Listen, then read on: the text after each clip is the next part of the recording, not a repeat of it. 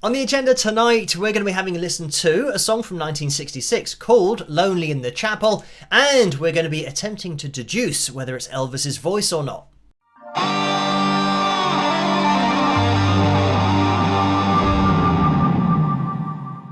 Hello, Phil here from Wings of Pegasus, and welcome to another analysis video. If you enjoyed this video, please give it a thumbs up and subscribe.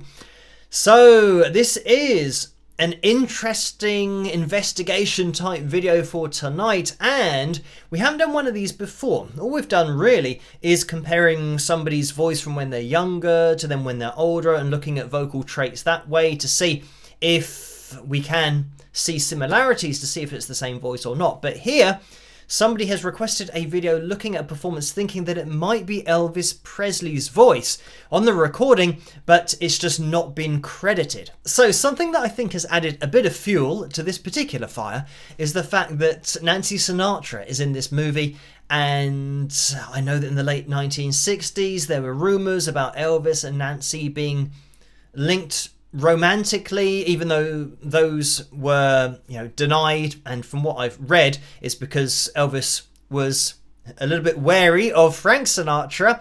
But we will jump into this, and I've isolated the vocals, run them through the pitch monitoring software. I'm going to be jumping into this a lot, and we are just going to be listening to the voices here so that we can compare them. And with Elvis's version that was recorded actually in 1960. It was released in 1965, but in 1960 he recorded it with the Jordanaires, and then it was just put on the shelf by the record label and then was released afterwards. So we're going to start with Lonely in the Chapel, which is the song on the movie, and just have a listen to this voice. You left me lonely in the chapel. And I'm going to jump in immediately because, first of all, again, this is just from listening to Elvis's voice and knowing it very well and having done analysis videos on it. We've got a lot of nasality going on here, and I would say more nasality than Elvis had in his voice. And when I say that, what I mean is going to a place that isn't bright. So if I went, for example, ah-ha-ha, ah-ha-ha, ah-ha-ha, like that, it just sounds like me going ah-ha-ha. If I now go, oh, it sounds different. I'm putting more of the sound through my nose. So it's like humming. When you hum, the sound comes out of your nose. So it's blending those two things together. So what I'm saying here is this sound. You left me lonely in the chapel. Is very nasal. Trouble. It's almost kind of 80 or 90% nasal, and then we get a little bit of the sound coming out of the mouth. So just talking tone-wise, again, this is subjective, but I'm just going on the analysis videos I've done in the past, knowing Elvis's voice very well. It sounds like, well, it's not tonally where Elvis's voice sat. Let me just let it play on. A lonely man without a prayer. And the other thing, as is always the case with Elvis and his voice, I've said in previous videos that his vibrato was the thing that was so unique and really drew you in, gave you his personality. And when we now listen to Crying in the Chapel, have a listen to this. You saw me crying and listen to the brightness in the voice. It's still a little bit nasal, but it's not as, dull or covered a sound as we've had previously. Listen to this again. You saw me crying in the chapel. And even though Elvis is really light here, what I want to point out is this vibrato, because in Elvis's voice, it sneaks in everywhere. It's a natural vibrato. So when he was just singing with emotion, he's not consciously thinking about it. It's just in his voice. It happens all the time.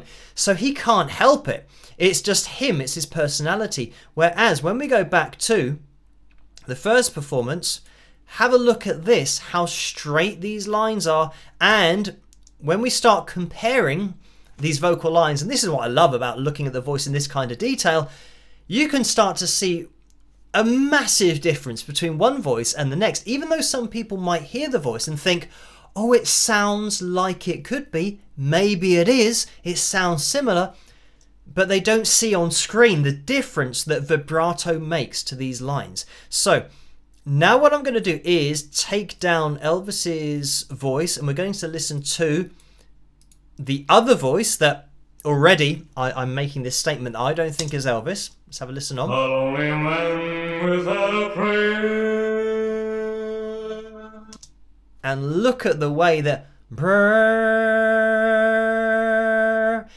If anything, what I would say about this performance on the left-hand side, you can tell, or at least it sounds like, he's very much concentrating on trying to be as accurate pitch-wise as possible.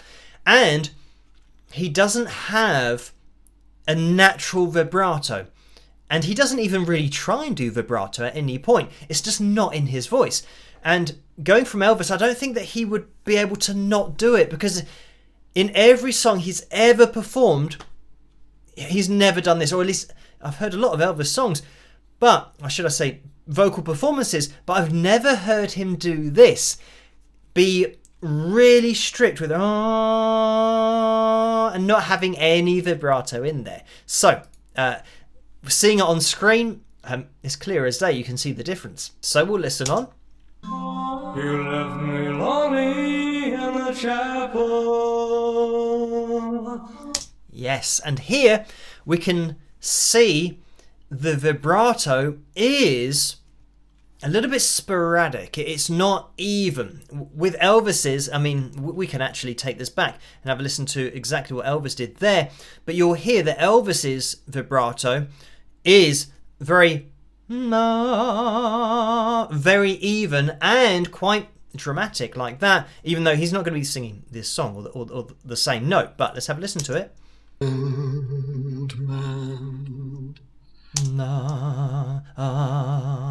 So all of this wobbling going on, and if we take it back just to get this whole phrase in, you're to hear how he does transition from one note to the next, and when they are short notes, he obviously doesn't have the time to vibrato because the time is being taken up by consonants, actually saying the words.